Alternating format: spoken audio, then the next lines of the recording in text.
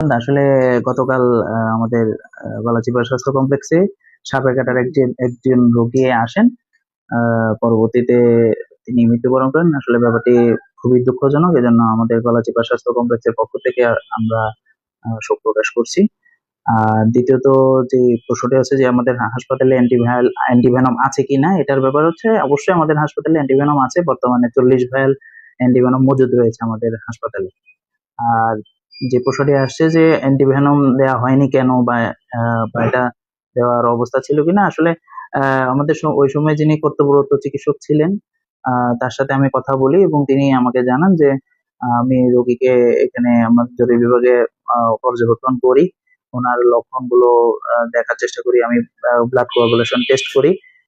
কিন্তু রোগীর যে শারীরিক কন্ডিশন ছিল, অনেক বেশি প্রেসার এবং শ্বাসকষ্ট ছিল এবং আদার্স আরো যে কিছু আশঙ্কাজনক অবস্থা ছিল বিধায় রোগীকে অ্যান্টিভেনম দেওয়ার ব্যাপারটা উনি সিদ্ধান্ত নেননি এবং উন্নত চিকিৎসার জন্য তাকে পটুয়াখালী রেফার করে প্রতিমধ্যে রোগী মৃত্যুবরণ করেন।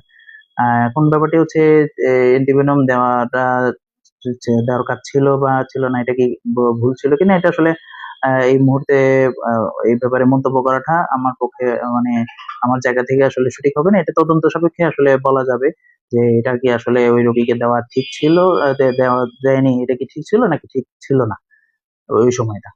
এটা তদন্ত সাপেক্ষে আসলে বলবে এবং আমি এই ব্যাপারটি আমাদের ঊর্ধ্বতন কর্তৃপক্ষ, আমাদের সিভিল সার্জন অফিসে জানিয়েছি। সিভিল সার্জন মহোদয়কে যেসব মানে ভুক্তভোগীদের অভিযোগ বা এই ব্যাপারটা পুরো ঘটনাটাই আমি জানাইছি এবং আমাদের ঊর্ধ্বতন কর্তৃপক্ষ এই ব্যাপারটা জিনিসটা আমলে নিয়েছেন এবং ওনারা এটা তদন্ত কমিটি গঠন করে দিবেন। আশা করি যে তদন্ত কমিটির রিপোর্টের পরে বলা যাবে যে এটা আসলে চিকিৎসায় কোনো ভুল ছিল কিনা। আসলে এটা তো একটা ন্যাশনাল গাইডলাইনের ব্যাপারে, প্রত্যেকটা রোগের চিকিৎসার কিছু নিয়ম আছে, যেগুলো আমরা বলি গাইডলাইন। যেমন ডেঙ্গু রোগের একটা গাইডলাইন থাকে, টাইফয়েড রোগের একটা গাইডলাইন থাকে, তারপরে সাপে কাটা রোগের ক্ষেত্রে একটা জাতীয় গাইডলাইন আছে, যে গাইডলাইন ফলো করে আমাদের চিকিৎসকরা চিকিৎসা দিয়ে থাকেন। তদ্রুপ সাপে কাটা রোগের ক্ষেত্রে আমাদের জাতীয় গাইডলাইন আছে, সেই গাইডলাইন ফলো করে আমাদের চিকিৎসকরা বা এটা প্রথমে এটা শনাক্ত করার জন্য চেষ্টা করে যে এটা কি বিষাক্ত সাপের কামড় ছিল কিনা, না এটা নর্মাল সাপের কামড়। এবং কিছু ছোট পরীক্ষাও আছে, সেই পরীক্ষাগুলো করতে হয়, রোগীর বাইট মার্ক দেখতে হয়, তারপর কিছু লক্ষণ আছে। বিষাক্ত সাপ কামড়ালে রোগীদের কিছু লক্ষণ আছে, সেই লক্ষণগুলো সবকিছু পর্যবেক্ষণ বিবেচনা করার পর যদি সেইগুলোর ক্ষেত্রে মানে পাওয়া যায়, তখনই আসলে অ্যান্টিভেনমটা দেওয়া হয়। আপনারা জানেন অ্যান্টিভেনম এটাও খুবই মানে এটা খুবই পয়জনাস একটা জিনিস।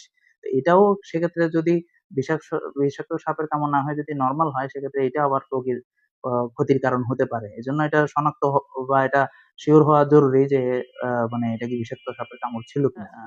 আপনার প্রশ্ন হচ্ছে আ যদি যদি কোনো কাউকে অ্যান্টিভেনম দেয়া হয়, যদি রিঅ্যাকশন করে। এখন আ এটা আসলে সব রোগীর ক্ষেত্রে হবে সেটাও সঠিক নয়। কোনো রোগীর ক্ষেত্রে হতে পারে, কোনো রোগীর ক্ষেত্রে নাও হতে পারে।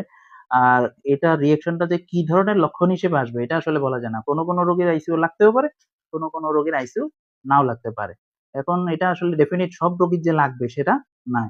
সাথে তার অন্যান্য আরো কি লক্ষণ আছে সেটা ঐরকম আ আরো কোন জিনিসের জন্য লাগতে পারে এটা আসলে আগে থেকে বলা যায় না। প্রত্যেক রোগীর ক্ষেত্রে এটা ইন্ডিভিজুয়াল ব্যাপার। আমাদের এখানে মাইনর রিঅ্যাকশন এর জিনিসগুলো আছে। আসলে আইসিইউ সাপোর্ট তো আমাদের উপজেলাতে নেই।